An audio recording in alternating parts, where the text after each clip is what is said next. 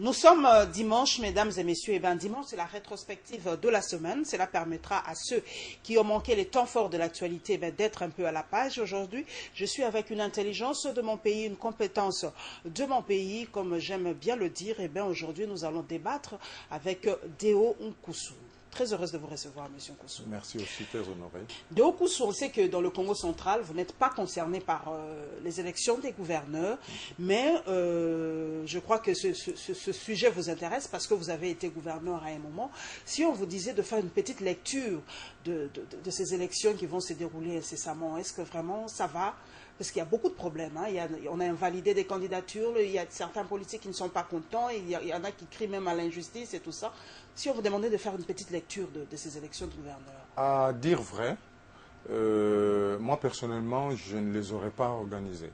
Pour la simple bonne raison que nous avions l'accord, n'est-ce pas, de la Cour constitutionnelle, et que, bien sûr, même si cela ne figure pas dans la Constitution, mais cela était suffisant par rapport à ce qui va venir, notamment le dialogue. Et comme il n'y a pas eu les élections provinciales générales, j'aurais souhaité, en tout cas, moi, j'aurais souhaité que ces élections n'aient... Ce sont des élections de trop, ça va faire de trop, de la redondance, trop d'élections en peu de temps. Parce qu'on a nommé les commissaires spéciaux il n'y a pas longtemps. Donc, voilà. Et le problème, c'est que si on laisse ces gens-là élire aujourd'hui pour 5 ans les gouverneurs, les députés provinciaux, je voulais dire, merci beaucoup.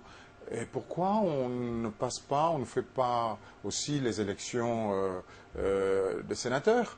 Parce que c'est le même corps électoral qui va maintenant élire, c'est vrai, scindé en plusieurs provinces. Le Sénat, on peut le faire? Ben oui, s'il faut suivre une certaine logique. Pourquoi ne pas renouveler aussi les Sénats? Mais je crois que, comme l'a préconisé, l'a proposé le chef de l'État, il faut aller au dialogue et envisager une autre forme. Les futures élections, on va non seulement parler des élections, mais je pense qu'il faut aussi parler des structures, mais ça, ce sera l'objet du dialogue. Vous avez déjà parlé du dialogue, mais Deo Nkoussou est pour un pro-dialogue? Vous êtes pro-dialogue? D'abord, je suis de la majorité.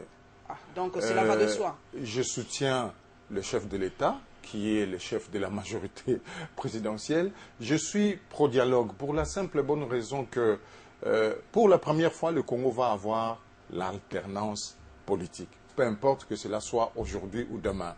Pourquoi je le dis? Tout le monde est passé ici pour évoquer l'histoire politique de notre pays. Chaque pays a son histoire. Et quand je vois comment c'est fait des fois la passation de pouvoir, même du point de vue local, et pour cause, moi-même, je sais de quoi est-ce que je parle, j'ai fait une remise et reprise il n'y a pas longtemps, donc dans la province du Congo central, il y a eu alternance, et partout ailleurs aussi, quand vous voyez comment cela s'est fait, ce n'est pas forcément selon les normes, et parfois ça s'est fait selon les humeurs des gens.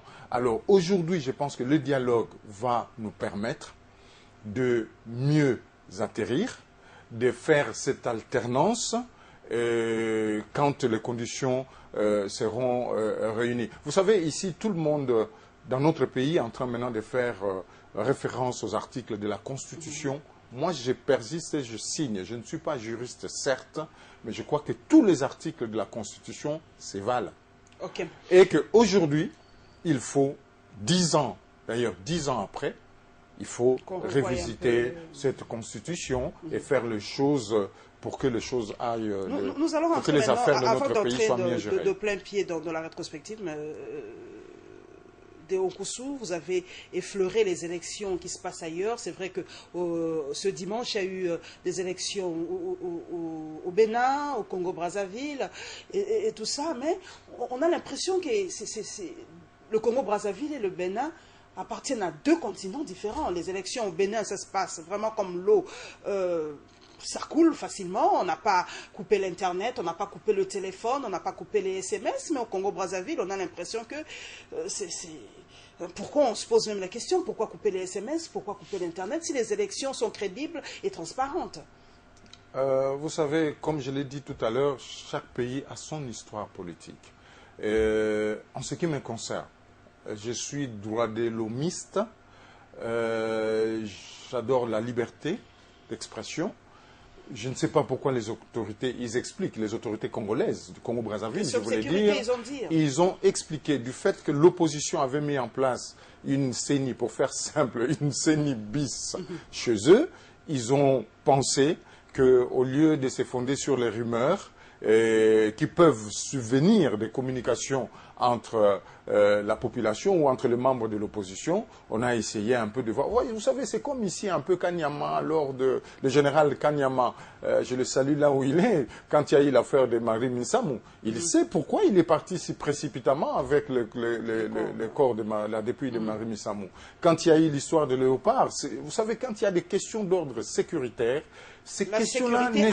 La sécurité avant tout, avant le droit de l'homme, avant l'information, avant tout, c'est la sécurité. Mais c'est d'abord la sécurité. Et vous savez pourquoi l'Occident est aujourd'hui en insécurité? Mais c'est parce qu'ils ne font pas passer la sécurité avant tout. C'est d'abord le droit de l'homme. Il faut laisser... Comment moi je peux laisser quelqu'un? Moi je suis... À supposer que je sois français, et je vois des jeunes gens qui prennent l'avion à Roissy, qui vont en Turquie, et je sais qu'ils vont aller en Libye ou en Syrie. Et moi, j'ai dit, au nom des droits de l'homme, je ne les bloque pas, je ne les arrête pas. J'ai déjà eu à régler ce genre de problème quand j'étais vice-gouverneur. Et je ne voudrais pas les rappeler ici. Mais quand il s'agit de la sécurité et de la paix, et je crois qu'il faut prendre... Mais vous prenez ici l'histoire des Koulouna, même si ce n'est pas les élections. Des gens qui ont inventé des femmes ici. Vous avez vu cet enfant qu'on a montré sur une chaîne concurrente ici? Non seulement on l'a violé, mais aussi on l'a tué, presque. Et ça, on va sortir des droits de l'homme. Mais pour revenir aux élections en Afrique, je voudrais surtout évoquer ici le cas du Niger. Je suis très triste de voir ce qui se passe au Niger, ce que fait le président Amadou. Excusez-moi un peu de rappeler mon histoire personnelle, mais ce monsieur, je l'ai connu à l'international socialiste. Et il s'est fait qu'en 1997, j'ai co-représenté l'UDPS au congrès du Parti socialiste à Brest. Nous sommes presque au mois de novembre 1997. Et la délégation était conduite par le représentant de l'époque, un certain monsieur Kabassé Chimanga, que tout le monde connaît ici, l'ancien sénateur. Mais ces gens-là, je les ai vus quand ils étaient opposants. J'ai vu Laurent Gbagbo siéger là-bas comme opposant. J'ai vu le président actuel de Guinée. Et le seul noir la seule autorité africaine qui avait parlé ce jour-là, c'était le président Ibeka, le président du Mali. Je lui avais fait une photo avec M. Kabassele. Mais je vous assure, aujourd'hui, il agit comme un boxeur qui a déjà donné des coups et son adversaire est par terre. Il continue à donner des coups. Ça s'est fait, ça. Quelle déontologie. C'est inacceptable qu'on enferme. À la limite, j'aurais souhaité qu'il ne l'autorisât pas, à se présenter. C'eût été encore mieux, ou même lui refuser d'atterrir au Niger, que le laisser arriver, le mettre en prison. Et je voudrais attirer l'attention même de nos amis de la population congolaise et de nos amis de l'opposition. C'est bien de venir demain au pouvoir. Je ne dis pas que vous n'êtes pas compétent. On vous a vu certains à l'œuvre. Vous êtes compétents. Mais demain, si vous arrivez aux responsabilités, mais si vous ne vous comportez pas, et surtout que j'apprends beaucoup de gens adorent Lula, et je vais le dire en lingala, Lula, je ne sais pas avec ce qu'ils ont vu avec le président Lula du Brésil, Lula et Lissus. Voilà, nous nous dirigeons donc à l'Assemblée nationale, mesdames et messieurs, au Sénat, où il s'est tenu, comme vous le savez, l'ouverture de la session du mois de mars. Nos reporters étaient sur place, plus de détails donc dans ce chapitre.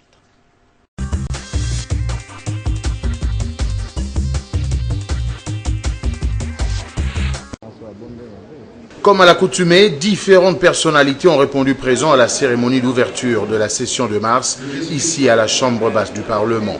Après différentes cérémonies, le speaker de la Chambre des députés a pris la parole. Son allocution était axée sur le matière examiné au cours de cette session de mars.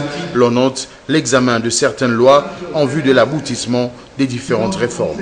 Abordant le chapitre du processus électoral, Aubin Minakou a dit la nécessité d'examiner le projet de loi modifiant et complétant la loi sur l'identification des électeurs, mais aussi celle portant répartition des sièges pour les élections provinciales, locales et urbaines.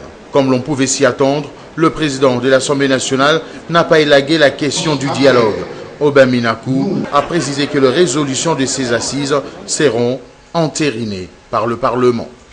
Pendant le dialogue national inclusif, qui devra bientôt se tenir, et encore plus après, nous, les élus directs du peuple, sommes appelés à nous assumer avec plus d'attention, à régler des situations d'incompréhension, d'où qu'elles viennent, à prendre des décisions là où l'immobilisme pourrait s'installer et à nous impliquer suffisamment dans tout processus ou action allant dans le sens du salut de la République.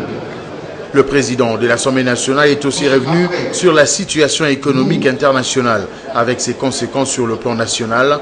Il a cependant invité les législateurs à user des différentes méthodes de contrôle parlementaire, mais surtout à faire preuve de l'amour de la patrie. Pour ce que d'aucuns qualifient d'ores et déjà de l'avant-dernière session ordinaire de la Chambre haute du Parlement pour cette législature, Léon Kengo Adondo s'est mué en professeur de droit constitutionnel. Le président du Sénat, juriste de son État et de surcroît ancien procureur de la République, va axer son discours autour des 10 ans de la Constitution. Ainsi, Kengo va revenir sur les circonstances qui ont caractérisé l'élaboration de cette loi, en passant par son entérinement au moyen du référendum. Pour le président du Sénat, en disant « Quoiqu'ayant souffert de non-respect de certains de ses acquis, la Constitution de la RDC mérite d'être célébrée, intériorisée, d'autant plus qu'elle incarne le symbole du pacte politique, économique et social scellé entre Congolais », assure Léon Kengo Adondo. Avant d'arriver à la conclusion selon laquelle la Constitution de la RDC est complète, démocratique et stable. Sa stabilité découle autant des mécanismes rigides de sa révision et de l'intangibilité proclamée de certains de ses actes. C'est grâce à cette stabilité que nous célébrons cette année le 10e anniversaire de notre Constitution. Pour le président du Sénat, il ne s'agit ni plus ni moins que d'une simple réflexion de sa part qui appelle à être mûrie par des débats scientifiques. Une réflexion qui a néanmoins occulté les matières devant faire l'objet de cette session ordinaire chez les élus des élus. Bon nombre de Congolais interrogés dans les rues de la capitale s'inquiètent de la matière à traiter à l'Assemblée nationale en cette session de mars. Selon eux, la plupart des députés n'ont pas mis à profit leurs vacances pour échanger avec leur base sur des questions de l'heure. Je n'ai vu personne dans la base, contacter la base, demander à la base qu'est-ce qu'il faut. Ils sont là comme nos représentants. Maintenant, ils devaient être d'abord proches de nous pour nous entendre, afin d'amener au Parlement notre désir. La semaine passée, j'étais à Goma. J'ai constaté une absence accablante. Donc les députés nationaux qui sont votés à Goma ne reprennent pas leur, n'est-ce pas, électorat oasis. D'autres, par contre, affirment avoir aperçu certains députés rassembler la population afin d'échanger sur certains sujets d'actualité, notamment l'organisation des élections en RDC. La plupart des élus ont vraiment retourné dans leur base. On a entendu dans la population qui réclamait à leurs élus les élections, qu'il y ait progrès du processus électoral. Quelques-uns se sont déplacés dans leurs quartiers respectifs. Ils ont évoqué plusieurs questions, notamment l'enrôlement de jeunes mineurs, des nouveaux majeurs et tout.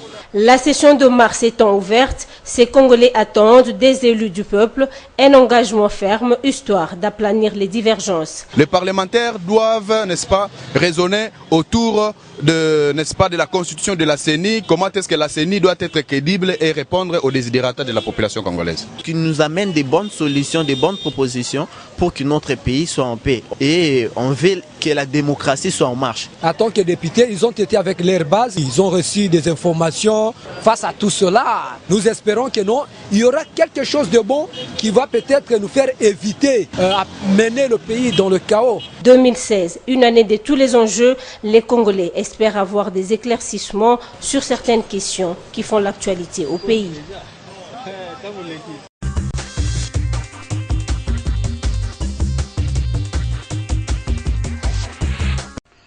Dion Koussou, j'ai relevé un point très important dans les deux interventions des présidents des deux chambres. Léon Kengo Adondo a mis l'accent sur la Constitution, les 10 ans de la Constitution. La Constitution est stable et tout ça. Alors pour vous, vous l'avez d'ailleurs évoqué, on doit modifier la Constitution. Est-ce que pour vous, il y a des points clés qu'on doit modifier, à part peut-être l'article 220 ? Je pense qu'il y a beaucoup de points qui ne doivent faire l'objet d'une révision. Je vous donne un exemple, je ne dirais pas ma spécialité, mais c'est un domaine où j'ai déjà travaillé. La territoriale congolaise, l'organisation, les structures même des provinces. Je le répète, nos provinces sont mal organisées. Vous avez été à la tête d'une province. Est-ce que vous l'avez dénoncé à l'époque? Vous savez, il y a l'une des raisons pour lesquelles on a instauré la décentralisation dans notre pays, même si ce n'est pas dit clairement dans la Constitution. D'ailleurs, ce n'est même pas une décentralisation, c'est un compromis qu'on a trouvé entre les fédéralistes et les unitaristes.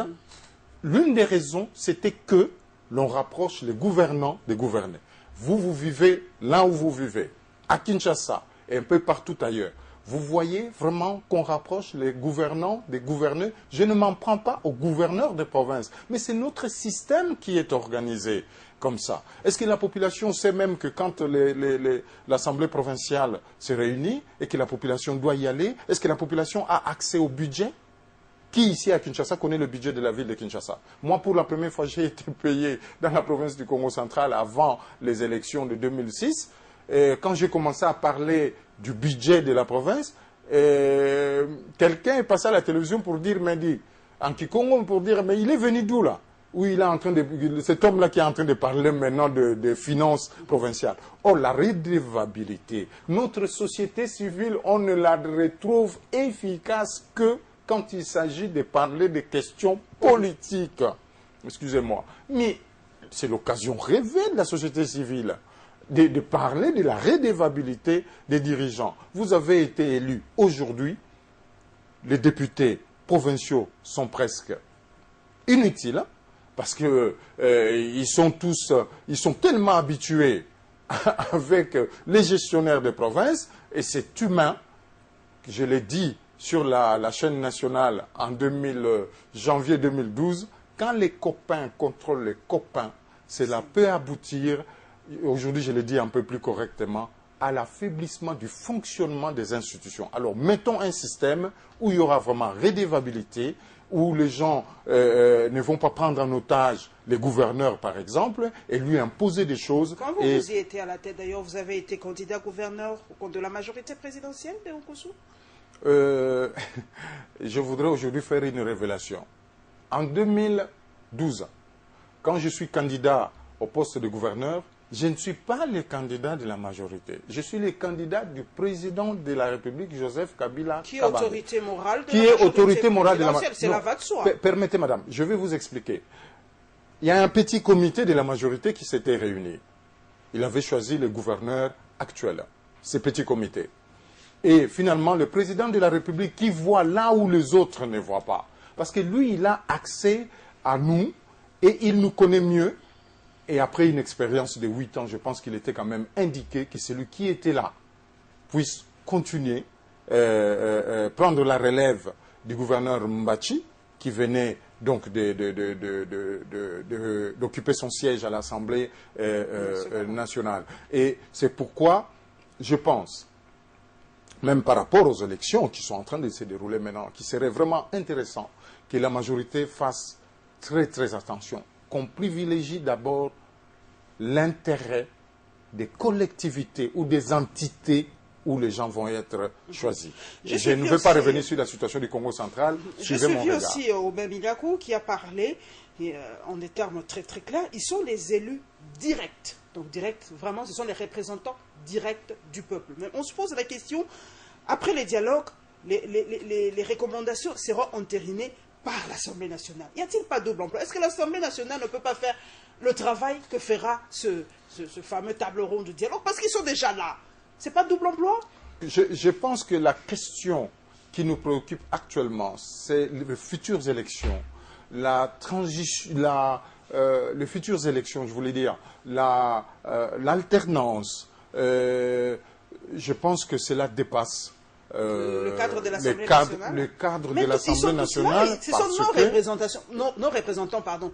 C'est faire double emploi, qui travaillent, qui donnent les lois, comme ils ont dit, qui vont voter des lois par rapport excusez-moi, par rapport au processus électoral. Ils n'ont qu'à le faire, le dialogue, ça sera double emploi, ça va nous faire perdre du temps et tout ça. Ça fait déjà 1 an qu'on attend ce dialogue, ça va encore nous faire perdre du temps. Non, je pense que c'est très important. D'ailleurs, puisque vous parlez de l'Assemblée nationale, vous savez, il existe une opposition...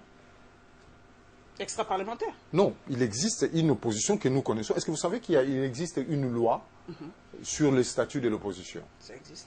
Peut-être qu'il n'est pas mis en application selon une certaine opinion. Je vous dis, la loi du 4 décembre, je crois, 2007, jusqu'aujourd'hui, n'a pas encore été mise en application. Donc nous avons un problème disons, d'application des textes ici. Il faudrait que d'autres cerveaux viennent se mettre ensemble, l'opposition aussi extra-parlementaire, où il ne manque pas de compétences et des idées, que nous puissions nous mettre ensemble et réussir cette alternance aujourd'hui ou demain. Vous êtes quand même un cadre qui a vécu à l'extérieur et ici.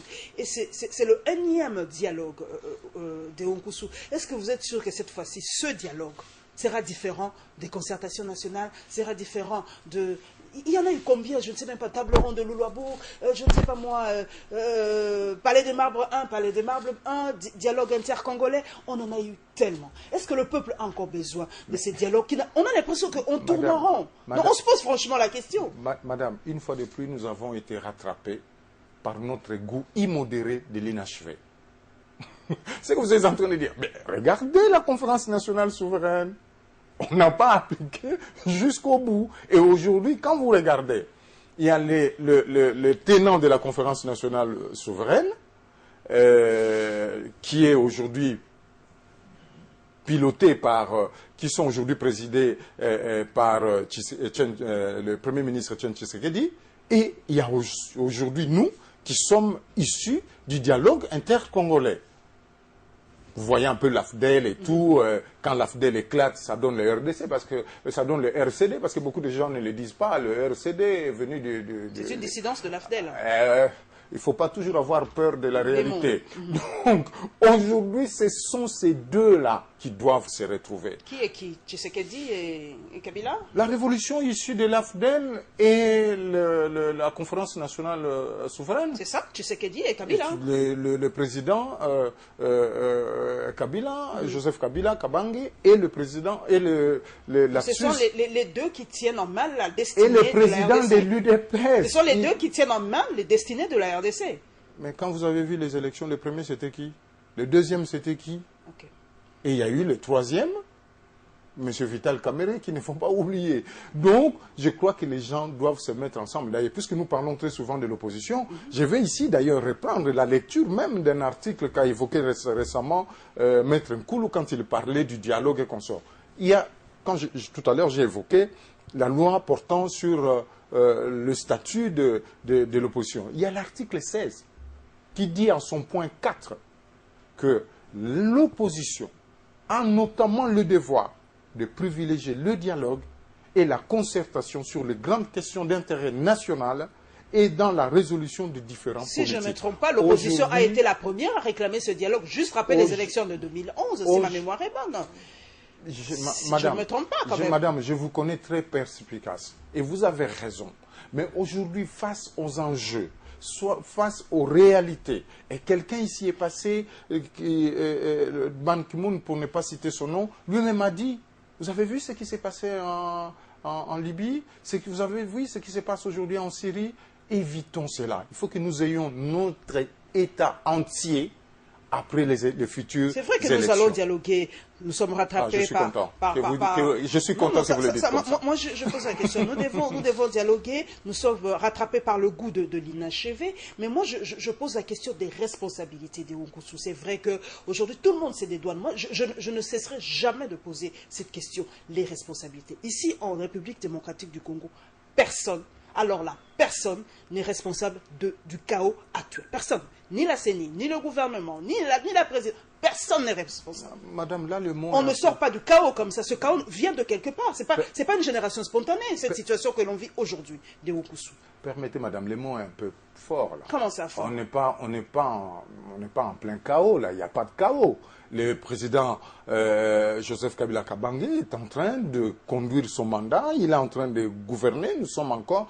Mais c'est la prospection. Quand vous faites la prospection élective aujourd'hui... Peut-être je fais une prospection je pour éviter le chaos. Je vous assure qu'il faut aujourd'hui dialoguer pour mieux préparer le futur proche, c'est-à-dire les élections.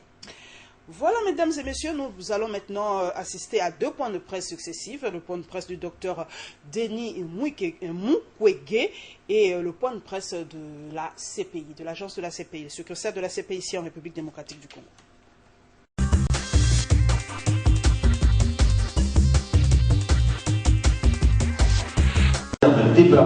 C'est l'une des rares fois que l'homme séjourne à Kinshasa, donc forcément ce face-à-face avec la presse de la capitale avait des allures d'affrontement avec les médias locaux. Tous voulaient en savoir plus sur Dr Mukwege, mais aussi son avis par rapport aux différents sujets d'actualité, notamment l'arrestation des jeunes de la Lucha et des Filimbi. On ne peut pas faire progresser la démocratie si on n'ouvre pas cet espace de liberté où on peut avoir un débat contradictoire dans le respect mutuel. Et je crois que l'arrestation de ces jeunes ne fait qu'éternir l'image de marque de notre pays. Denis Mukwege pense avoir été investi d'une obligation en tant que citoyen pour défendre en cas de besoin sa cité. Et pour le moment, c'est la Constitution qu'il compte défendre. Tout ce qu'on peut faire dans la société, c'est d'abord respecter les règles. Et moi, je pense que ce n'est pas moi qui l'ai dit. La Constitution est claire. Les dates sont fixées et si ces dates sont respectées, tout le monde sera content, tout le monde va se mettre à son travail, on n'aura pas de discussion inutile, on va commencer à faire le développement. Sujet congolais, mais escorté par les étrangers, un contraste vécu difficilement par certains, mais expliqué ici par l'homme qui répare les femmes. Si vous pensez que nous allons continuer à mettre nos têtes à couper, je crois que là, vous exagérez. Je voudrais savoir qu'est-ce que sont devenus les tueurs de Joseph qui était mon gardien. Je n'ai jamais eu de réponse et tant que je n'ai pas de réponse, je peux prendre toutes les précautions. Mukwege dit être à Kinshasa pour poursuivre sa sensibilisation sur la problématique des violences sexuelles, un phénomène qui perdure depuis 20 ans maintenant dans l'est du pays, une bataille qu'il mène concomitamment avec son travail de tous les jours. Comme certains le savent déjà. Les échanges entre l'unité de sensibilisation de la CPI et quelques journalistes de Kinshasa a tourné autour du procès Jean-Pierre Bemba. L'initiative, loin d'être originale, est un mécanisme mis en place pour cette institution judiciaire internationale à l'approche du prononcé du jugement. Au regard de la spécificité de cette affaire, dans la mesure où c'est la première fois que vous avez un accusé qui est poursuivi dans 2 affaires simultanément, et tout en sachant que le 21 mars, nous n'aurons le verdict dans une seule affaire, l'affaire principale, donc l'affaire le procureur contre M. Jean-Pierre Bemba. Donc il est important pour le public média d'avoir une session d'information pour déjà avant essayer d'éclairer les uns les autres pour ne pas qu'il puisse avoir des confusions entre les 2 affaires. L'affaire le procureur ne concerne pas la situation en RDC. L'affaire le procureur concerne la situation en République centrafricaine. Mais pourquoi nous en parlons? Nous en parlons parce que c'est un ressortissant congolais. L'unité de sensibilisation de la CPI est revenue sur toutes les informations liées à ce dossier, de la saisie par le procureur au transfèrement de l'accusé Bemba à La Haye en juillet 2008. Pour cette structure, toutes les possibilités doivent être prises en compte. Du moment que nous n'avons pas encore la décision du 21 mars, le seul scénario que nous avons, ce sont les scénarios prévus par le statut de Rome. Ça veut dire soit un verdict de culpabilité, soit un acquittement. Et au-delà de cela, possibilité pour chacune des parties de faire appel.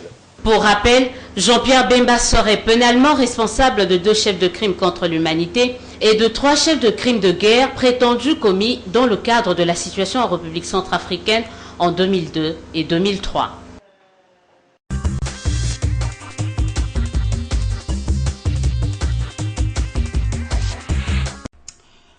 Merci à toi, Élisée Odia, journaliste qui fait partie de Journalistes en Action. Aujourd'hui, nous avons suivi le docteur Mukwege. Question directe de Okusu. Réponse courte. Est-ce que Denis Mukwege est-il une menace pour vous, pour la majorité présidentielle?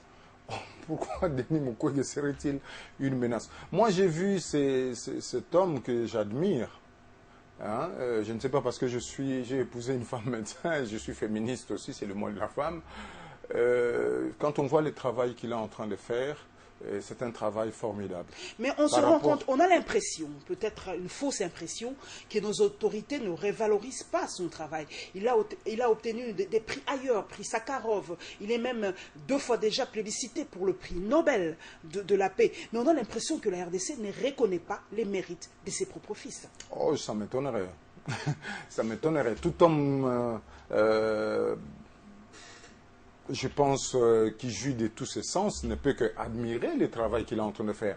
C'est peut-être le fait que... Il est un peu plus politique aujourd'hui, c'est ça qui fait tilt. Mais même le fait qu'il soit politique, c'est tout à fait normal. C'est un citoyen qui veut défendre la Constitution. Selon lui, on doit respecter la Constitution. Cela empêcherait beaucoup de choses. Tout le monde sera content, comme il a dit. Si on respecte les dates, la Constitution, tout le monde sera heureux. Vous savez, quand vous avez vécu un peu à l'étranger...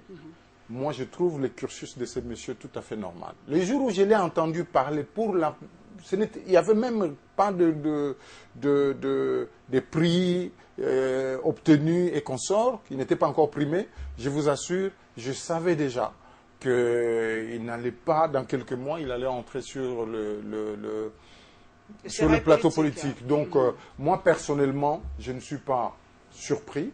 Vous auriez aimé l'avoir dans votre camp, vous auriez aimé avoir Denis Mukwege comme un membre de la majorité présidentielle? Mais il n'a jamais dit qu'il était dans l'opposition, il est membre de la majorité républicaine. Ça veut dire quoi, sa majorité républicaine?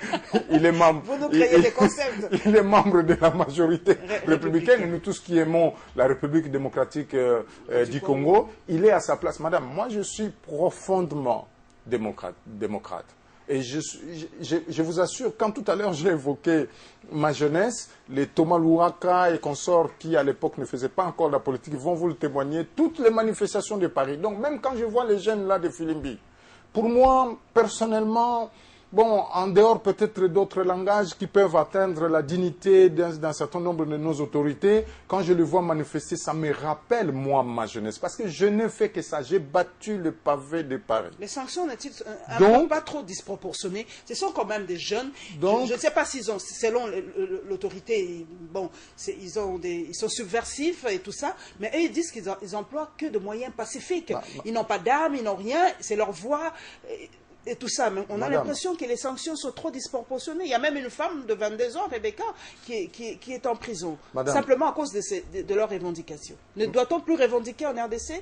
On se pose la question. Madame, vous êtes devant quelqu'un qui vous dit qu'il est démocrate, je suis républicain, et vous avez suivi le 21 novembre 2015, quand la Cour constitutionnelle m'a sorti définitivement de l'Assemblée provinciale. J'ai simplement dit que je respecte la décision de justice, j'ai rendu hommage à la Cour constitutionnelle. Ça me concernait, moi, avec des dégâts collatéraux. Je ne m'en plains pas, c'est la vie politique. Mais je vous dis simplement que moi, je respecte aussi les décisions de justice qui ont été rendues. Mais en tant qu'humain qui ne verrait pas d'un bon œil que ces jeunes soient libérés. D'ailleurs, je viens d'apprendre que ceux qui étaient arrêtés à Goma, je crois, viennent d'être libérés, et nous allons au dialogue, entre autres aussi. Vous savez, moi je suis du Congo central, hein, donc quand je vois Diomi, quand vous enlevez l'aspect dossier pénal, tout ce que vous savez là sur sa situation, mais quand je vois un grand leader politique comme Diomi Ndongala à cet endroit-là, je dis, si c'est politique, il doit sortir. Mais si ce n'est pas politique, bon, c'est que la justice fasse son travail. Donc, j'ai aussi des larmes en disant, quand tu vois quelqu'un, même s'il n'est pas du même bord politique que toi, il est du Congo central comme toi, que tu connais bien, tu te fais de la peine. Et je comprends aussi que des gens aient un peu que n'acceptent pas que ces jeunes gens soient arrêtés. C'est tout à fait normal, mais en même temps, moi, je vous dis, ma propre situation, je l'ai acceptée. La loi est dure, mais c'est la loi. Dur à l'ex, c'est de l'ex. Par rapport à Bemba, Fait-il peur aussi? Parce que vraiment, l'opinion aujourd'hui s'attend à ce que Bemba soit relaxé. Est-ce que si Bemba est relaxé, on faisait une petite projection, est-ce que cela changera-t-il la donne en RDC par rapport au processus électoral de Nkousou? Ça viendra bouleverser beaucoup de choses? Vous savez, beaucoup de gens, quand vous le recevez, souvent, ils vous disent, c'est marqué à la télévision, analystes politiques, même ceux qui ne le sont pas. Moi, je voudrais simplement dire que, du point de vue humain, et ça a été dit aux concertations, et personne ne peut dire que je n'étais pas un fervent supporter des concertations politiques de 2013. Ça a été dit aux concertations. D'ailleurs, là où il y avait aussi Thomas, mon ami Clément Kankou, mon ancien collègue, vice-gouverneur de province, chargé de l'économie et des finances de sa province, et aussi mon ami et frère Monidela, nous étions tous là-bas. Ça a été l'une des recommandations. C'est là où j'en veux un peu à certaines personnes, même certaines personnes de la majorité. C'est-à-dire, quand nous retenons les 100 recommandations prioritaires, c'est aux responsables de la majorité. C'est comme ça qu'on accompagne les bons collaborateurs, accompagne le chef de l'État. Parce que moi-même, j'ai eu à le faire. Dès que le président parle de quelque chose qui n'a pas encore à commencer, vous, les collaborateurs, vous devez vous mettre à la place du président et dire, voilà, nous sommes de la majorité. Nous sommes peut-être avec les gens de l'opposition, disons, d'autres personnalités de l'opposition. Mais nous, de la majorité, nous devons privilégier, nous devons faire en sorte que ce que le président a demandé soit réalisé. En application. Je vous dis, on dit résolution 98. Il faut demander au gouverneur de respecter la taille du gouvernement. Donc, pas plus de 10 ministres. Pourquoi vous n'appelez pas les gouverneurs de l'Équateur pour vous dire que, monsieur, vous avez des commissaires provinciaux et qu'il faut qu'ils partent? Pourquoi vous ne le faites pas? Quand on vous dit, c'est vrai, beaucoup de gens ne le savent pas, l'une des recommandations, c'était l'organisation du recensement. Je le prends comme ça. Mais on n'a pas expliqué à la population. Quand tout le monde nous dit, mais les recommandations de concertation... On n'a même pas vulgarisé ces recommandations. C'est passé dans les oubliettes, comme les recommandations de la conférence nationale souveraine. Madame, ce n'est pas pour parler de moi. Un jour, le président Kabila est venu à Matadi. Il a posé la question en 2005 au gouverneur, ancien gouverneur Foucaounzola. Monsieur le vice-gouverneur, ce n'est pas un secret d'État. Monsieur le vice-gouverneur, la route Nzé Laurent Désiré Kabila à Boma, c'est vous qui l'avez commencé, elle est déjà achevée? Madame, ces jours-là, on avait comme gouverneur Tsassa. 2 jours après, je suis venu à Kinshasa. J'étais chargé de finances et de développement. 2 jours après, je suis venu à Kinshasa. J'ai acheté une bétonnière. Cette route a été achevée. On n'a pas coupé les rubans symboliques, mais le conseiller Kimbembe était là pour voir que nous avons réalisé ça. Donc, quand le président sort de choses, au moment où je vous parle, puisque nous parlons aussi des prisonniers, au moment où je vous parle, le président de la République, le 31 janvier, si ma mémoire est bonne, a signé une ordonnance sur amnistiant les membres de Bundudia Congo. Ils étaient 12, on en a jamais oublié 3, 9 seulement et qu'on sort. Mais jusqu'aujourd'hui, en tout cas jusqu'à encore il y a 2 jours, ces gens-là ne sont pas libérés. Qu'est-ce qui se passe? Il faut d'autres processus. La grâce présidentielle n'est pas automatique. Quand le président de la République décide quelque chose, c'est aux collaborateurs de se mettre en branle, de mettre le mécanisme en branle pour que cela soit appliqué. Parce que, regardez, au Congo central, qu'est-ce qu'ils peuvent penser du président Joseph Kabila Kabange? Alors qu'il a déjà signé la signature du chef de l'État. Nous apprenons aussi que le ministre Tambou Mamba a déjà signé l'arrêté, il s'est adressé au procureur général, le procureur a déjà fait son travail. Mais pourquoi ces gens ne sont pas dehors? Vous imaginez la peine des familles. Et moi, je suis impliqué d'une manière ou d'une autre dans ces dossiers. C'est vrai que j'étais le numéro 2 de la province à l'époque, et c'était moi qui étais à l'OOSI, et il fallait remettre un peu de l'ordre dans la case Bas-Congo de l'époque, aujourd'hui Congo central. Mais je vous dis, madame, j'en souffre parce que j'ai rencontré mon ancien, mais plusieurs fois. Moi-même, j'ai été reçu par le vice-ministre de la Justice. Et Dieu merci, le 31 décembre 2015, le président a signé l'ordonnance qui leur accorde... C'est ça, donc, quand je parle des sanctions, quand je parle de responsabilité, quand je parle de l'impunité, vous le vivez vous-même, vous voyez comment ça se passe. Le problème, c'est que le président n'a pas su trouver pendant ces 10 ans... Non, je vous dis, madame, sans vantardise, et puis pour mettre un peu d'humour, il n'a pas trouvé 14, parce que moi, je suis déjà là. On peut ne pas être ministre, on peut ne pas être gouverneur. Madame, je vais encore vous dire quelque chose aujourd'hui. quand je vous ai parlé du soutien du chef de l'État. Qui sait aujourd'hui que c'est moi qui suis allé acheter les dictionnaires voulus par le chef de l'État en 2010, qu'on a distribué aux députés au Sénat? C'est moi, j'étais vice-gouverneur du Congo central. On m'a choisi pour aller faire ça, et je l'ai bien fait, et je n'ai touché aucune commission. Donc, c'est pour vous dire qu'on doit arrêter avec la corruption, on doit être efficace, et le président Valéry Giscard d'Estaing l'a dit une fois, les bons collaborateurs, c'est ceux qui apportent des solutions, pas ceux qui viennent avec des problèmes. Alors, nous sommes tous ici à notre niveau. C'est vrai que c'est un chômeur qui en parle. Je suis vexé, ça m'énerve par moments que les gens ne soient pas à la hauteur de la confiance que place en eux le président de la République. Et l'émergence, vous pouvez toujours rêver. Nous l'aurons pas. Nous en sommes d'ailleurs là, nous sommes en train vraiment de plein pied. C'est comme si nos idées se croisaient. Nous entrons donc de plein pied dans le volet économique. Nous vous proposons donc la descente de Matata Pogno à Bukangalonzo et la table ronde sur l'agriculture.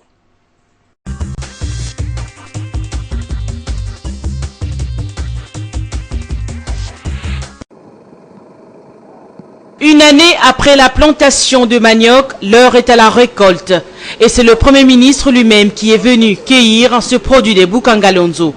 L'ouvrier de la République ne s'est pas empêché de déguster cette première récolte. Une concrétisation de la vision du chef de l'État. La révolution, la modernité, prônée par le chef de l'État, est une réalité. Parce que ici, il y avait la brousse, maintenant il y a la production du manioc. Et il y a la production de manioc de très bonne qualité. Le directeur général du parc agro-industriel de Bukangalonzo a estimé que la production devait être davantage accrue. Nous avons dans le parc 541 petits producteurs. Nous avons mis à la première phase 203 hectares de manioc. Donc il reste encore quelques producteurs à appuyer. L'objectif, c'est que chaque ménage bénéficie de 5 hectares de manioc. Donc ici, nous sommes déjà dans un champ qui est prêt. Ce sont les premières récoltes qui vont commencer déjà la semaine prochaine. Et nous avons un grand client en face de nous, c'est le parc. En fait, le système est fait en sorte qu'il y a la segmentation dans les interventions au niveau de la chaîne. Nous nous occupons seulement de la production avec les ménages. Le parc va s'occuper de la transformation et la distribution de ces produits. C'est comme ça que nous allons fonctionner. Bukangalonzo peut absorber 6 tonnes par hectare. Dans sa phase ultime, il pourra atteindre 20 tonnes. Et avec l'avènement de l'électricité, ce parc va alimenter ses 20 pivots d'irrigation. La salle Père Boka du CEPAS a servi de cadre pour cette table ronde sur l'agriculture familiale en RDC.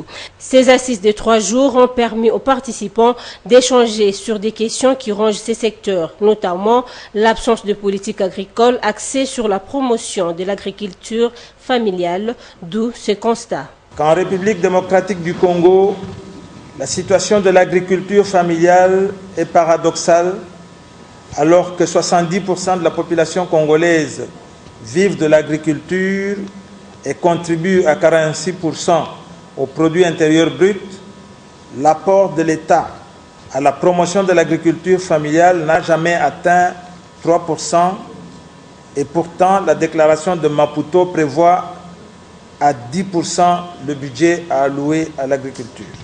Malgré la faible capacité organisationnelle, le participant se dit satisfait de ces échanges tout en soutenant le cahier des charges de communauté de base élaboré qui constitue un soubassement pour les élus du peuple. La population de la RDC, c'est une population agricole qui vit de l'agriculture.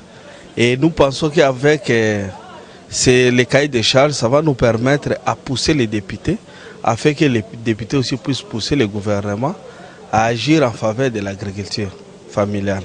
Et nous scolarisons nos enfants par rapport aux revenus de cette agriculture familiale. Et ça contribue au moins à 40% de PIB. Notons que cette table ronde a connu aussi la participation du Fonds belge alimentaire de la coopération belge.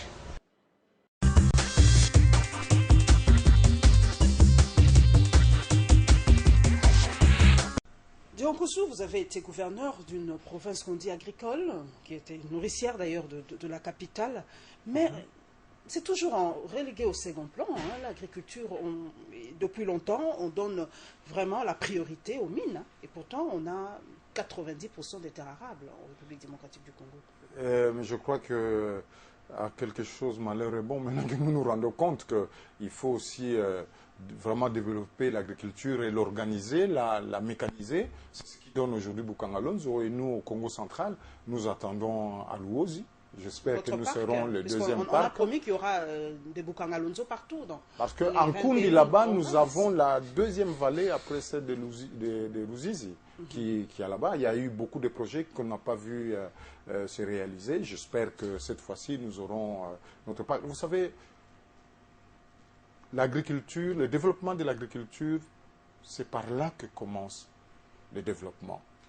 Donc vous avez l'agriculture et aussi le développement industriel, mais je pense que chez nous, si on peut faire ne serait-ce que du semi-industriel, ce serait déjà une bonne chose. Et l'initiative privée dans ces secteurs, comment ça se présente? Parce que c'est vrai, quand on part en Afrique du Sud, on a des fermiers qui ont leur... comment on appelle ça? Les fermiers qui ont leur champ, ou le nom m'échappe, excusez-moi, chers téléspectateurs, c'est le direct. Donc, est-ce que chez nous, on peut faciliter aussi aux Congolais d'avoir leur champ, vraiment des choses comme ça, leur ferme et tout ça, qu'on ait enfin des fermiers congolais qui produisent du manioc, qui produisent du maïs, qui élèvent leur bétail, qu'on ait du lait, des fermiers congolais. C'est une question d'organisation. Et vous savez, nous allons encore revenir au dialogue. Quand nous étions jeunes, en allant à l'internat, quand vous quittiez Kinshasa pour arriver jusqu'à Matadi, vous voyiez des têtes de bétail sortir de leur enclos pour brouter même à l'extérieur de l'enclos. Aujourd'hui, ça n'existe plus, à part Kolofuma. Mais ça appartient à qui? À la privée. Vous voyez? Et quand nous avons nos frères, nos sœurs qui viennent du Kivu, quand ils entrent au Congo central, ils disent, mais où sont vos bêtes? C'est grave. Pourquoi vous ne produisez pas de fromage? Des choses comme ça. Donc, je vous assure, madame, c'est une question d'organisation. Nous n'avons pas de banques agricoles dans notre pays qui puissent donner des crédits. Les gouverneurs Mbachi et moi-même, nous avons fait des efforts à l'époque pour trouver des partenaires. Mais malheureusement, on n'a pas pu en trouver pour créer des banques de développement, banques agricoles. Est-ce qu'on ne peut pas l'ouvrir aux investisseurs étrangers, appeler, ça s'est fait ailleurs, appeler les Sud-Africains, venir créer des fermes et employer les Congolais? Permettez, madame, je veux poursuivre mon raisonnement, puisque tout à l'heure, vous avez parlé du privé, c'est-à-dire de la FEC, aujourd'hui qui les encadre avec le président Yuma, que je salue. Il n'y a pas longtemps, il a fait un discours où il a parlé des assurances, de la SONAS, des sociétés d'assurance qui peuvent... Parce que l'épargne chez nous, ça n'existe presque pas. Personne n'épargne. Parce que dès que vous avez un peu de moyens dans une famille, tout le poids de la famille vous tombe dessus. Et c'est vous qui devez subvenir aux besoins de tout le monde. Je ne parle pas de mon cas, mais je parle c'est une généralité. Alors, mon menteur Maïlo Bumba, c'est quelque chose par rapport au poids de la famille. Alors, c'est pour vous dire que si on avait bien encadré,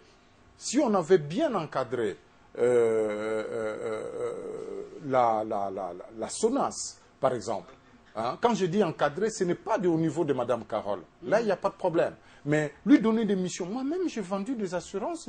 J'étais presque un courtier en Europe. C'est privatisé, non, aujourd'hui? On a ouvert ce secteur. On a déjà dépassé la date du 17. Ça n'a pas encore commencé. Mais madame, c'était pour vous dire, pour faire un peu plus sérieux, c'était simplement pour vous dire qu'on allait avoir suffisamment de moyens qui allaient compenser le manque d'épargne, puisque la population n'épargne presque pas, l'épargne est faible, pour la création de banques de développement. Et les moyens, il y en a. Vous n'avez pas vu ici, quand il s'est agi d'acheter des avions, l'argent est venu d'où? Des entreprises d'État. Donc, aujourd'hui, c'était possible avec la SONAS, parce que les banques privées, un peu partout, même les banques où l'État peut avoir suffisamment de moyens, parce que c'est l'État qui doit conduire le développement, l'organiser. Je crois que même l'agriculture, le développement de l'agriculture, il fallait passer par cela. J'espère qu'avec ce qui va arriver, avec la libéralisation dans le domaine des assurances, on pourra y arriver. Mais il faut vraiment se focaliser là-dessus pour compenser les manques, la faiblesse de notre épargne, qui est d'ailleurs inexistante. Les réseaux routiers aussi par rapport à la route des desserts agricoles, c'est vraiment vous savez, madame, incroyable. Ça ça n'existe presque pas. Moi, je suis choqué quand j'apprends que tel pays nous a donné 200 000 pour les routes de dessert agricole, tel pays nous a donné 3 millions de dollars. Mais l'argent est ici. Il suffit de faire de la bonne gouvernance. Vous verrez que l'argent y est. Avant Bukanga Alonso, le gouvernement Matata, toujours le même, a sorti 1,5 milliard francs congolais pour chaque province. Quels en sont les résultats? Personne n'en parle. On n'a même pas fait le bilan. Bon, peut-être qu'on l'a fait là où moi je ne suis plus, puisque je ne suis plus aux affaires. Mais je n'ai pas lu ça dans la presse. Où est parti cet argent? 1,5 million, madame, pour un pays sous-développé, pour une province dans un pays sous-développé. C'est beaucoup. C'est énorme. Donc, il faut non seulement donner les moyens, mais également, il faut contrôler et faire le suivi des dossiers. Ça qui nous manque, le suivi, et vous verrez contrôle, ça nous manque. Le président de la République a acheté des tracteurs pour faire de l'agriculture. Qui en parle encore? Et moi, quand j'avais vu ces tracteurs, j'avais peur. Parce que je me disais que moi, mon père fut député de 70 à 75. Le président Mobutu avait donné à crédit, ceux qui sont de ma génération doivent se les rappeler, des jeeps Boussenji, des camions bleus et des tracteurs. Vous savez ce que notre tracteur avait fait? Puisque mon père n'était pas du domaine, on avait produit quelques haricots au village là-bas vers Kulungon et puis le tracteur est tombé en panne. On a subi la même chose ici. Si vous suivez la traçabilité de ces tracteurs aujourd'hui, vous en verrez certains, même dans des pays voisins. Or, le président de la République, moi j'ai eu la chance d'aller en province. Je ne sais pas parce que ces affaires, ces engins ont été débarqués au Congo central. Partout, à chaque fois qu'il m'a été donné l'occasion d'aller dans une province donnée, j'ai visité, j'allais vérifier les entrepôts où étaient entreposés, pour me parler ainsi, ces engins. Mais après, plus personne. Le président a fait l'effort qu'il fallait. Qu'est-ce que le ministre de l'Agriculture a fait après? Qu'est-ce que le ministre du Plan a fait? Les sanctions, l'impunité et les responsabilités. Personne ne veut. Et madame, je vais terminer. Personne ne veut être responsable. Et madame, je vais terminer par là et je confirme que je suis de la majorité. Je souhaiterais que le gouvernement ne puisse plus se réunir seulement le lundi en petit comité, parce qu'il y a des dossiers. Le travail gouvernemental, c'est un travail très important où les ministres se voient, les dossiers sont bien montés. Et maintenant que nous avons l'ENA ici, nous n'avons plus d'arguments. L'ENA va nous produire de temps en temps des cerveaux capables de bien coordonner le travail du gouvernement. On attend d'ailleurs le Conseil d'État, qui est censé aussi aider pour la confection des textes dans des pays où cela existe. Et je crois que le travail gouvernemental, on doit avoir la réunion des conseils de ministres à intervalles réguliers. Je m'adresse surtout, si c'est possible, que le Premier ministre le fasse, bien que nous sommes en période de restrictions budgétaire. J'espère que le message est passé. Mais nous restons quand même dans le volet économique et donc nous vous proposons, mesdames et messieurs, la présentation du livre du Premier ministre, Matata Ponyo, et la réaction d'un économiste par rapport à un pays émergent.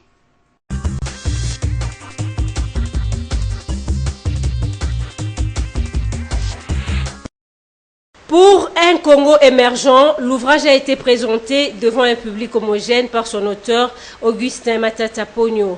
Il s'agit en effet d'un livre publié à la suite des entretiens entre le chef du gouvernement et le journaliste Kibambi Shintoa. Selon le Premier ministre, l'ouvrage constitue l'une des réponses à la problématique de développement de la République démocratique du Congo. Comme vous le voyez dans le livre, le plus grand défi pour le développement, surtout pour nous du tiers-monde, c'est cette capacité à formuler les réformes et à les mettre en œuvre. Parce que ceci constitue le point des ruptures avec le sous-développement et l'engagement sur la trajectoire du développement. Et ça, je l'ai dit dans le livre, les réformes constituent la clé de voûte pour le progrès d'une nation. L'assistance, pour sa part, a salué l'avènement de cet ouvrage prônant la poursuite de réformes en vue du développement du pays de Lumumba. Le Premier ministre, c'est un chercheur, c'est un enseignant, c'est un homme pétri d'expérience qui partage à travers cette œuvre, à travers cet ouvrage, son expérience de terrain. Ce que je retiens, c'est que le Premier ministre Matata Ponyo nous a livré à travers cet ouvrage, le secret profond de son action gouvernementale. Pour un Congo émergent, ce recueil a été porté sur le fond baptismaux par l'archevêque de Kinshasa. Un pays émergent, il y a plusieurs théories là-dessus. Il y a ceux qui estiment qu'un pays émergent, c'est le pays où il y a beaucoup d'infrastructures, beaucoup de bâtiments, beaucoup de grandes usines, ainsi de suite. Donc on ne peut pas parler de pays émergents sans parler des valeurs des gens qui travaillent. Ce n'est pas mauvais qu'on ait des grands bâtiments, mais ça doit être lié à la production. C'est lorsqu'on produit que maintenant on peut se permettre certaines choses. Aujourd'hui, l'émergence doit partir de l'agriculture. Tous les pays pour lesquels on nous parle de pays émergents, s'ils n'ont pas touché dans l'agriculture, ce sont des pays qui ce ne sont que des feux de paille. Il faut changer la mentalité. Or, pour que le pays se développe, l'État ne peut pas aller partout. L'État doit laisser la libre entreprise, rien qu'en encadrant. Parce qu'il ne faut pas que ça devienne un État voyou, un pays où, sans loi, chacun fait du n'importe quoi. Non, on peut juste encadrer. Mais en ce moment, laisser les initiatives se prononcer. Et en ce moment, on peut aller vite dans le développement. Il faut que l'État puisse se désengager de beaucoup d'endroits, laisser les autochtones assumer eux-mêmes leurs responsabilités. Et à partir de ce moment, on peut maintenant voir un certain développement. Mais sinon, si tout doit venir de l'administration centrale ou même provinciale, il n'y aura pas de développement. Je circule le pays, je rencontre constamment ce genre d'obstacles. Parce que celui qui est assis estime qu'en ayant le BIC, il a le pouvoir de décider de la vie ou de la mort des gens. Même quand il s'agit de la vie, il refuse la vie. Alors, là, vous ne pouvez pas avoir un développement là-dessus.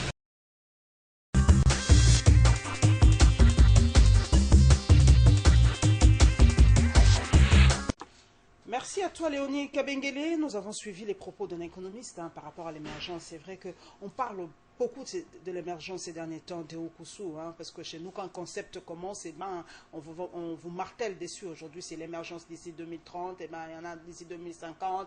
On nous sort des livres. On a vu d'ailleurs le directeur du cabinet des chefs de l'État qui nous a produit un livre. Aujourd'hui, c'est Matata Pogno. Mais la population lambda, le Congolais lambda veut connaître l'émergence, c'est quoi? C'est un mythe, c'est une réalité? C'est quoi l'émergence? L'émergence, c'est qu'on quitte l'étape du sous-développement et on va vers le développement. Nous sommes en voie de cette émergence pratiquement. Je pense que c'est la volonté. La volonté doit déjà être là. Comme le montre le président de la République l'a suffisamment dit, le Premier ministre aujourd'hui, à travers son livre, je le félicite pour ça, à travers son livre, a décrit un peu ce que lui pense de l'émergence et cette volonté que l'on puisse atteindre. Mais le problème, c'est quoi? C'est comme notre croissance. Nous avons un taux élevé, mais je le confirme, je dis toujours ce que je confirme ce que j'ai toujours dit, mais nous avons aussi un taux élevé de corruption. Donc, vous pouvez vous développer avec une dictature, voir la Chine. Ce n'est pas un pays démocratique. Et d'autres pays, la Russie aussi, quelque part, pays développé. Mais vous ne pouvez pas vous développer quand la corruption prend autant de moyens. Ce qui devait aller au développement, je pèse mes mots. Ce qui doit aller au développement se transforme en jeep. J'ai entendu déjà lui-même le Premier ministre parler aux agents et cadres de services de régie financière quand il disait que la même jeep qu'on a acquis malhonnêtement va demain éclabousser de l'eau sur vous. Donc, c'est comme va répandre de l'eau sur vous et vous serez éclaboussé. Mais c'est comme la corruption. Nous nous évertuons à construire des maisons avec de l'argent sale, à acheter des véhicules dernier cri. Moi, pour vous parler de l'émergence, puisque vous m'avez invité, j'interdirai dans notre pays un certain nombre de jeeps qu'on ne doit pas acheter dans un pays sous-développé. Excusez-moi un peu mon contexte sankariste. Je voudrais que les Congolais vivent dans un pays, le président Sankara, quand il est arrivé au pouvoir, puisque tout le monde parle de Burkina Faso, il s'est débarrassé de véhicules Mercedes, il a acheté des Renault 5. Et moi, j'ai toujours pensé... on doit diminuer un peu le train de vie de Mais oui, de nos madame, autorités. j'étais resté seul à la tête de la province. Vous savez combien de fois les commissionnaires étaient venus me voir pour m'acheter des jeeps? Déjà, mes collaborateurs disaient, cette jeep-là, il ne peut pas. Il ne voudra pas. Il ne peut pas. Il faut que, je ne dis pas à tout le monde de suivre mon exemple. C'est-à-dire, quand vous prenez une jeep dernier cri dans notre pays, ça peut atteindre 180 à 200 000 $. Est-ce que vous savez qu'une usine de jus de 55 000 €, que j'ai vu moi aussi au Salon international de l'agroalimentaire en octobre 2014, à 55 000 €, vous avez pouvez... une usine? Je n'en ai pas, Non, avec 55 000 €, vous 55 000 pouvez avoir €, une pas en usine Chine, mais en France, qui peut utiliser 10 mamans pour éplucher les fruits. Et vous pouvez tracter cette machine. Donc vous quittez Matadi, vous allez produire à Kinzamvouete, vous suivez les ananas jusqu'à Tchela, et qu'on sort. C'est possible. Et ça ne coûte que 55 000 €. Donc dans cette Jeep-là, vous en avez au moins 4. Vous voyez un peu le manque à gagner pour le pays. C'est-à-dire, on doit inciter les gens. Je l'ai déjà dit. Moi, si j'étais Premier ministre, si j'étais ministre de l'Agriculture, je vais m'arranger pour que nous ayons un texte. Quand vous construisez une maison à droite, vous devez me montrer à gauche ce que vous avez mis dans le développement de notre pays. Une maison, ce n'est pas un luxe. Mais quand vous achetez une Jeep à 200 000 €, à 100 000 €, vous devez me montrer l'épargne que vous avez. Là, on ne peut pas parler de liberté. J'ai vu ce n'est pas un secret, mon fils, Colin Michel, puisque c'est un neveu, je dis Colin Michel, Colin Zolantima, veuillez m'excuser, je l'ai vu dire, je l'ai entendu dire qu'il faut libéraliser, il faut beaucoup de contrôle, il a dit. Dans un pays sous-développé, c'est l'État qui doit encadrer. Même quand vous laissez une certaine marge de liberté, vous devez encadrer, sinon ça va aller dans tous les sens. Vous comprenez? Donc dans notre pays, si on veut développer l'agriculture, il faut aujourd'hui commencer par aussi l'épargne. La semi-industrialisation de notre pays, quand vous allez dans de grandes surfaces ici, des grands magasins, il n'y a aucun produit congolais. Vous ne trouvez même que... pas le 1/10 des produits congolais. Vous ne trouvez que je suis obligé, nous sommes obligés de nous contenter que des chips en banane, des chips aussi en pommes de terre. Vous voyez un peu de diversité ici au magasin, ici chez la dame, ici à l'alimentation du Kivu, où vous trouvez un peu quelques produits. Mais nous avons tout ça. J'ai acheté un sachet de sésame, ce qu'on appelle wangila, dans une grande surface ici pour comparer. Donc je suis en train de comparer par rapport au wangila qu'on voit dans la route de Kimvula. Vous voyez la route que nous avons réhabilitée, que le gouverneur Mbachi avait réhabilitée à l'époque et qui va vers Kimvula. Pour vous rafraîchir la mémoire, c'est le territoire de Madilou. Vous voyez? Donc c'est là où on produit le plus de wangila et des haricots. Je suis arrivé là-bas, j'ai vu des maisons en tôle pendant la campagne présidentielle. Je vois des maisons en tôle et puis je ne m'explique pas. Je dis, mais partout là, qu'est-ce qu'il y a ici? On nous dit, nous ici, c'est les haricots et les wangila. Et qu'est-ce que nous faisons de ces sésames-là? Donc je crois qu'aujourd'hui, il faut qu'on s'assoie, qu'on s'organise. Il faut qu'on ait des territoriaux qui bougent, qui prennent l'information. Peut-être le dialogue sera sur ça. Nous nous focalisons que sur la politique. On ne va parler que de la politique. Faisons des tables rondes, dialoguons sur des sujets aussi importants qui vont nous amener vers l'émergence. Nous, au Congo central, avec le gouverneur, ça dit Thomas, ce n'est pas moi. Il avait fait avant même mon arrivée en 2004.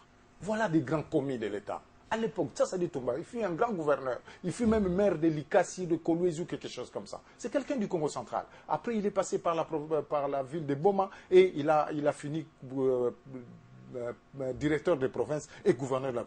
Il y a eu des conférences, on a essayé d'appliquer. Les routes des desserts agricoles sont défoncées un peu partout en République démocratique du Congo. Au moment où je ne veux pas me focaliser sur ma province, mais il faut aller partout pour voir les routes. Or, même à Kinshasa, les routes aujourd'hui sont catastrophiques. Le développement, madame, c'est d'abord les routes. Quand on ne peut pas évacuer ce qu'on a produit, donc il n'y a pas de plus-value pour la population. Ça, c'est de 1. De 2, quand vous ne transformez pas sur place, il n'y a pas de plus-value. Autant nous nous battons pour transformer les minéraux du Katanga en envoyant ça, et même du Kivu, quand on envoie, avant de les envoyer ailleurs, autant nous devons le faire pour nos produits agricoles. Pourquoi? Nous avons la chance au Congo central d'avoir un monsieur qui s'appelle Père Charles. il a eu beaucoup d'aide. Et même il a même une boisson qui s'appelle, un jus qui s'appelle Matata, que le président le premier ministre Matata avait décoré avec les dauphins, celui qui avait créé Pousse-Mousse. Kabasele, Kabasele. Comme je ne prends pas d'alcool, je ne retiens difficilement les noms d'alcool. Alors, donc, ces messieurs-là, malheureusement, il ne veut pas, lui ne fait que former. Hein. Moi, j'ai pris une fois sa production. Je l'ai envoyé en France, auprès d'un laboratoire alimentaire. Il a eu 95% d'avis favorables. Parce qu'il ne faut pas seulement produire, transformer. Il faut avoir les normes. Il faut avoir les normes. Donc, ça aussi, c'est tout un pas important qui doit regorger beaucoup d'emplois. On y arrivera? L'émergence d'ici 2030, ou c'est maintenant un slogan creux, vu les réalités actuelles? 2030, l'émergence, il faut s'y mettre hic ent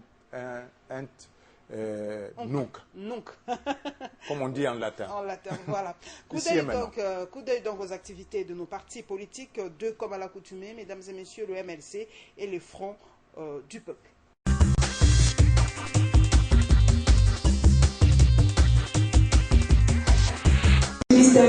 Organisation des élections en RDC, les femmes du Front du Peuple ne sont pas en reste. Elles ont pour ce faire été sensibilisées à mettre la main à la pâte, notamment participer vivement au processus électoral pour aboutir à la tenue des élections transparentes, crédibles et apaisées. Ces femmes dénoncent le fait qu'elles assistent au blocage sans précédent du processus électoral. En croire la coordonnatrice de femmes du Front du Peuple, la médiation internationale reste de mise pour amener le processus électoral à bon port et le dialogue politique est la seule voie pour résoudre la crise en RDC. Les Congolais restent attachés à la médiation de la communauté internationale en espérant et espèrent obtenir d'elle un appui politique et diplomatique important pour matérialiser la volonté des Congolais, mais également la sienne propre, telle qu'exprimée dans les résolutions des Nations Unies 2098 et 2211. Pour le coordonnateur de cette plateforme, cette campagne de sensibilisation tombe à pic durant ce mois de mars dédié à la femme. Il a incité les femmes à s'engager dans cette lutte. À vous, chère maman, de vous en approprier comme la seule voie royale pour sortir notre pays dans l'impasse dans laquelle il est plongé aujourd'hui. Mois de mars, mois du dialogue politique sous la médiation internationale, tel que décrété au Front du Peuple. Ce femme exige la tenue du dialogue dans le respect constitutionnel.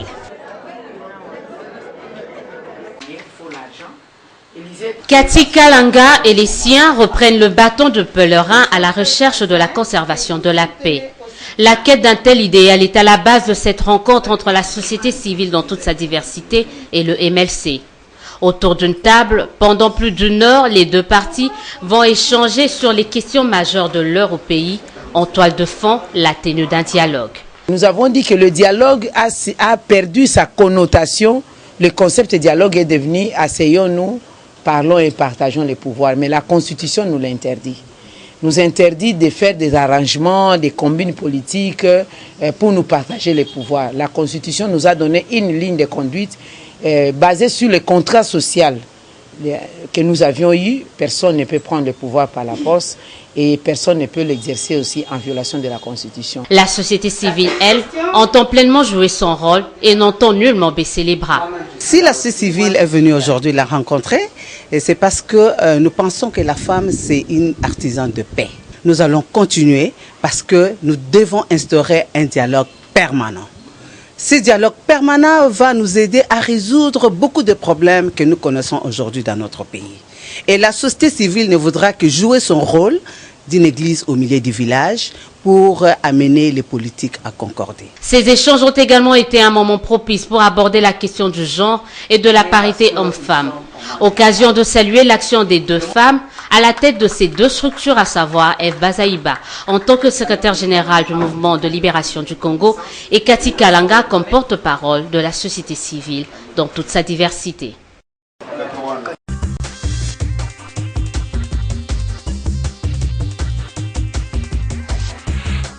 Onkoussou, j'ai vu deux femmes de poigne, Eve Bazaïba et Cathy Kalanga. Question, aimeriez-vous un jour voir à la tête de ce pays une femme? Naturellement. Naturellement, je serai l'homme le plus heureux et je pense que si j'ai quelque chose à souhaiter aux États-Unis aujourd'hui, le moindre mal que je puisse souhaiter aux États-Unis, c'est que les États-Unis et Hillary Clinton, ils ont par déjà... rapport à Donald Trump. Ils ont déjà... Non, c'est pas celui-là. Ils ont déjà eu un noir, le rêve depuis Martin Luther King et puis... le Malcolm X et consorts. Et aujourd'hui, je pense que même une femme à la tête de notre pays, ça va nous changer de la routine. Mais aussi, je voudrais dire à la femme, il ne faut pas donner l'impression que vous êtes en train de mendier votre place dans cette société. Non. On les revendique, on ne mendie pas. Il y a peut-être nuance. Nous revendiquons nos droits, mais on ne le mendie pas.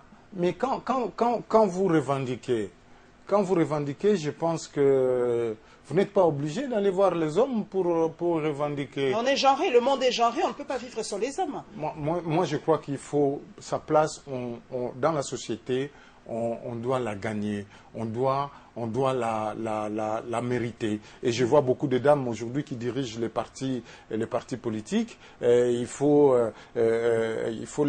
les accompagner. Moi, en tout cas, si j'avais la chance d'être dans un parti politique qui soit géré par une femme, je serais l'homme en tout cas le plus heureux. Aujourd'hui, on a l'impression, on n'est pas en train, de Onkoussou, dites-nous vraiment la vérité, d'agiter un peu le spectre de la peur chez les Congolais, que sans dialogue, eh ben, ça sera vraiment... parce que vous ne voulez pas que j'utilise le mot chaos, je ne sais pas quel mot prendre, donc sans le dialogue, ça sera vraiment l'enfer ou le déluge. Mais en 2015, vous l'avez vu, non? Dès qu'on a parlé du point 16 de nos recommandations, j'insiste, le point 16 des recommandations de concertation, parce que tout le monde nous dit on n'a pas appliqué ce qui s'est passé. Même la mise en place de la Cour constitutionnelle, même si c'est constitutionnel, personne ne s'était battu autant avant. Nous, aux concertations, nous avons dit il faut mettre en place la Cour constitutionnelle. Le président de la République lui-même l'a dit lors de son discours de clôture qu'il allait nommer un conseiller chargé de la... Donc sans dialogue, le pays va sombrer. Dites ça, ce spectre de la peur là commence maintenant aussi à s'insinuer dans la tête des Congolais. Donc sans dialogue, vraiment, ça ne va pas aller. D'ici là, ça ne va pas aller. Il faut... Et pourtant, la Constitution, comme l'a dit F. Bazaïba, est claire. La ligne est tracée et tout ça. Parce qu'on sait comment s'est terminé le dialogue, il y aura partage du pouvoir et tout ça. Faisons de la politique, ne faisons pas à chaque fois du juridisme. La réalité, elle est là.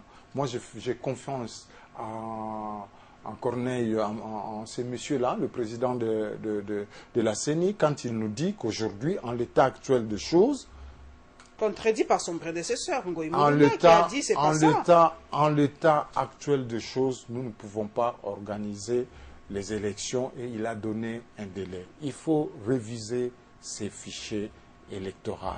Il faut l'actualiser. Il faut faire en sorte que la diaspora qui n'a pas... Vous savez que la diaspora qui est réputée être aujourd'hui majoritairement dans l'opposition, puisqu'on est en train de nous faire un procès d'intention. La diaspora qui est réputée être essentiellement dans l'opposition, pourquoi nous nous battons pour qu'elle vote, pour qu'elle soit électrice demain, la diaspora? Donc ce n'est pas nous-mêmes pour retourner notre propre baïonnette dans les cœurs. Donc c'est simplement pour vous dire qu'on veut avoir toutes les conditions. Vous savez, recenser la diaspora, faire un fichier pour la diaspora, personne ne peut vous dire combien de temps ça peut prendre. Donc, combien de temps ça peut prendre. Donc ça, c'est seulement pour vous dire, madame, que le chaos n'est pas là, le mandat est en cours, mais le président de la République souhaiterait que nous puissions préparer cette future alternance. Il n'y aura pas de juridique. Bon, c'est vrai qu'on nous le dit de Onkoussou, le ciel ne va pas nous tomber sur la tête. Après la date fatidique des élections, s'il n'y a pas élection, pas de vide juridique, selon vous, qu'est-ce qui va se passer? Le pays va continuer comme ça? C'est pourquoi on appelle le dialogue aujourd'hui déjà, pour qu'on essaye de voir ce qu'il faut. Est-ce que la CENI a le droit d'aller vers la Cour constitutionnelle pour avoir son avis par rapport à ça? Mais parce qu'elle veut que sa démarche soit encadrer, je répète encore le verbe encadrer, d'une manière juridique convenable et constitutionnelle. Mais une certaine opinion pense déjà que la sentence sera déjà connue d'avance.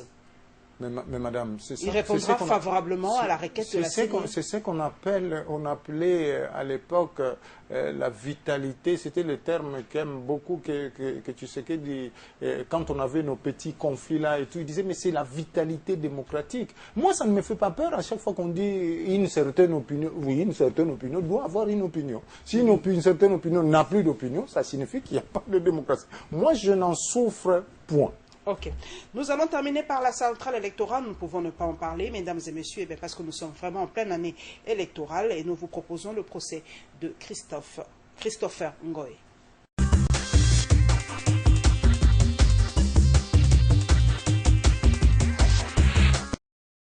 Alors que le compte à rebours vient de commencer avant l'élection des gouverneurs et vice-gouverneurs des nouvelles provinces, la CENI s'est vue une fois de plus obligée de s'expliquer sur l'opportunité ou non de ce scrutin. À en croire son rapporteur, la question, mal orientée du reste, ne relève pas de la centrale électorale. Jean-Pierre Kalamba s'explique. Dès lors que vos représentants légitimes, entendez les députés et sénateurs, votent une loi et que la CENI applique cette loi-là qui exige l'organisation de cette élection, la CENI estime que l'orientation de cette question de l'opportunité vers la CENI est malvenue. C'est une question que vous devriez, hommes et femmes congolais, vous poser en vous posant cette question à travers vos élus. Bien avant, le rapporteur de la CENI a également abordé la problématique de la publication de la liste définitive des candidats à ce scrutin qui, selon Jean-Pierre Kalamba, s'est faite sur base, je cite, d'une lecture croisée des textes légaux pour traiter les dossiers des candidats gouverneurs et vice-gouverneurs. Quant au scrutin proprement dit, il est maintenu pour ce 26 mars. La campagne, elle démarre le 24 mars pour 48 heures. Dans l'entretemps, la centrale électorale annonce la fin ce 18 mars de l'opération d'accréditation des témoins et des journalistes débutée le 12 mars dernier. De l'appel d'offres pour l'achat des kits électoraux, la CENI parle d'une activité normale conforme aux procédures qui régissent la loi relative au marché public. C'est un Christopher Ngoy un peu faible qui est arrivé à la salle d'audience de la Cour suprême de justice faisant office de cour de cassation. Une première audience en 8 mois, de quoi réjouir son conseil. Ce dernier va décrier l'irrégularité qui a caractérisé l'arrestation de son client avant de demander la main levée de la détention. Notre client est présenté devant le juge, devant le parquet en 2015 et la base de sa détention, c'est une ordonnance qui date de 2014, un mois non identifié, et c'est sur base d'une ordonnance de 2014 pour une personne présentée pour des faits datant de janvier 2015 et qui se retrouve donc en détention depuis plus d'1 an. La Cour de cassation qui est régulateur de la loi d'un pays doit pouvoir prendre ses responsabilités pour ordonner la main levée de la détention et à défaut mettre notre client en liberté provisoire. En avant-plan, tout au long de ce procès, le Front du Peuple, qui il y a peu a échangé avec le vice-premier ministre et ministre de l'Intérieur quant à ce, demeure optimiste sur une probable libération de cet activiste de la société civile. Nous connaissons la valeur de la Cour suprême. Nous savons qu'ils vont dire les droits et les bons pour que notre ami soit libre. Plus que de l'optimisme, sauvant la RDC, la structure à laquelle appartient Christopher Ngoy demeure confiante. Nous pensons que la Cour va prendre une décision sage, une décision responsable de mettre Christopher en liberté. Sauf imprévu, c'est ce mercredi que la Cour doit se prononcer sur la requête de liberté formulée par des avocats de Christopher Ngoy. En attendant, l'activiste de la société civile, actuellement locataire à la prison centrale de Makala, a pu savourer pendant quelques minutes la joie d'un homme libre aux côtés des siens.